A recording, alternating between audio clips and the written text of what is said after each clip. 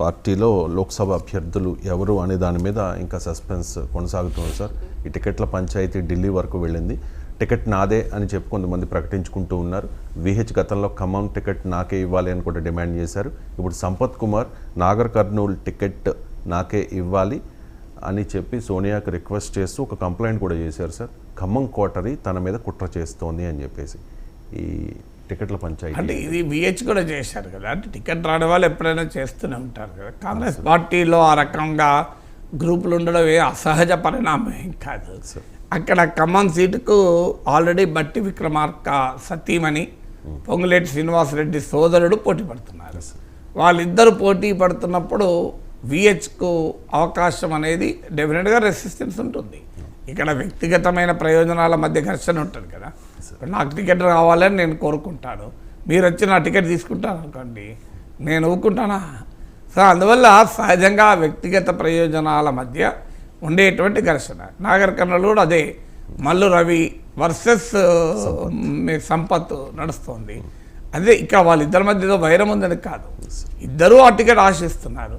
ఇద్దరు ఆ టికెట్ ఆశించినప్పుడు సహజంగా ఈ మేరకు ఉంటుంది. అందులో ఇద్దరు వ్యక్తుల మధ్యనే ఉండదు. సో వారికి ఉన్నటువంటి స్ట్రాంగ్ పాయింట్స్ కూడా వారు పెట్టుకుంటారు కదా.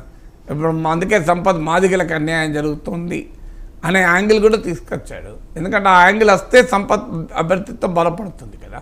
ఎందుకంటే ఆల్రెడీ మీకు ఉప ముఖ్యమంత్రి స్పీకరు, అందువల్ల మాలల డామినేషన్ కనబడుతుంది కనుక మీరు ఎంపీ సీట్లకు కూడా అందరూ మాలలకే ఇస్తారా అనేటువంటి క్వశ్చన్ ముందుకు వస్తుంది మీకు. సో మాదిగలకు నష్టం జరుగుతుంది అనే యాంగిల్ ద్వారా తన అభ్యర్థిత్వాన్ని స్ట్రెంథెన్ చేసుకోవడానికి అవకాశం ఉంటుంది. ఎందుకంటే తెలంగాణలో మాదిగల జనాభా ఎక్కువ మాలల కన్నా. ఆల్రెడీ మాదిగ కాన్ఫ్లిక్ట్ కూడా ఉంది. అందువల్ల Congress cannot afford to lose Madiga vote. So అందువల్ల ఈ డైమెన్షన్లు అన్నీ వస్తాయి. ఎవరికి అనుకూలంగా ఉన్న ఇప్పుడు విహెచ్ బీసీ యాంగిల్ పట్టుకురావడం లేదా, బీసీలకు అన్యాయం చేస్తారా, సీనియర్లకు అన్యాయం చేస్తారా, సీనియర్లను ఎవరు పట్టుకొస్తారు, కులం ఎవరు పట్టుకొస్తారు, రకరకాల ఫ్యాక్టర్స్ పట్టుకొస్తారు. అందువల్ల ఎక్కడైతే బలంగా పోటీ ఉందో, ఇప్పుడు కొన్ని నియోజకవర్గాల్లోమో బలమైన పోటీ ఉంది, కొన్ని నియోజకవర్గాల్లో అభ్యర్థులే లేరు, వేరే పార్టీల నుంచి వచ్చిన వారిని టికెట్ ఇస్తున్నారు. ఇప్పుడు మీకు మల్కాజ్గిరిలో, చేవెళ్ళలో, వరంగల్లో వేరే పార్టీల నుంచి వచ్చిన వాళ్ళని తీసుకొని వాళ్ళ టికెట్లు ఇస్తున్నటువంటి వైనం చూస్తున్నాం. కొన్ని స్థానం ఇప్పుడు భువనగిరి స్థానం ఉంది, భువనగిరిలో ఎవరికి ఇవ్వాలి అనేది డెఫినెట్గా ఒక క్వశ్చన్ మార్క్ ముందుకు వస్తుంది. అక్కడ ఆల్రెడీ ఎంపీలు కాంగ్రెస్లో ఉన్నారు. కోమటిరెడ్డి వెంకరెడ్డి, అలాగే కోమటిరెడ్డి రాజగోపాల్ రెడ్డి, వీళ్ళని కాదని ఇంకెవరికన్నా టికెట్ ఇవ్వగలరా? అక్కడ ఆల్రెడీ కిరణ్ కుమార్ రెడ్డి అనే ఒకతను పిసిసి జనరల్ సెక్రటరీ పోటీ పడుతున్నాడు. సో అందువల్ల ఈ ఘర్షణ ప్రతి పార్టీలో ఉంటుంది. సో అక్కడుండే రాజకీయ అంశాలన్నీ కూడా ప్లే అయిపోతాయి.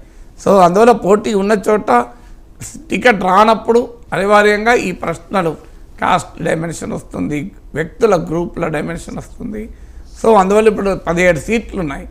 17 సీట్లలో మీకు అంతలా మాలలే పెడతారా ఎంపీ సీట్లు అనేటువంటి ప్రశ్న అనివార్యంగా వస్తుంది. ఎందుకంటే లాస్ట్ టైం కూడా ఆదివాసీ వర్సెస్ లంబాడీ ఇష్యూలో ఆదివాసీకి టికెట్ బీజేపీ ఇచ్చే లాభపడ్డది ఆదిలాబాద్లో, కాంగ్రెస్ దెబ్బతిన్నది. అందువల్ల ఈ ఫ్యాక్టర్స్ ఎవరైనా ఒక పోటీ పడేటప్పుడు తమకు కావాల్సిన స్ట్రాంగ్ పాయింట్స్ను తాము ప్రజెంట్ చేసుకుంటుంటారు. సో అయితే అది విత్ ఇన్ ద పార్టీ ఫోరంలోనే ఉండాలి అనేది డిసిప్లిన్. కానీ అలా ఉంటుందా? ఎందుకంటే బయటికి వస్తే పబ్లిక్ డిబేట్ వస్తేనే ప్రెషర్ వస్తుంది. ప్రెషర్ వచ్చినప్పుడే మనకి వినే అవకాశం ఉంటుంది కదా అని అనుకుంటారు కదా. Right sir. ఇక్కడ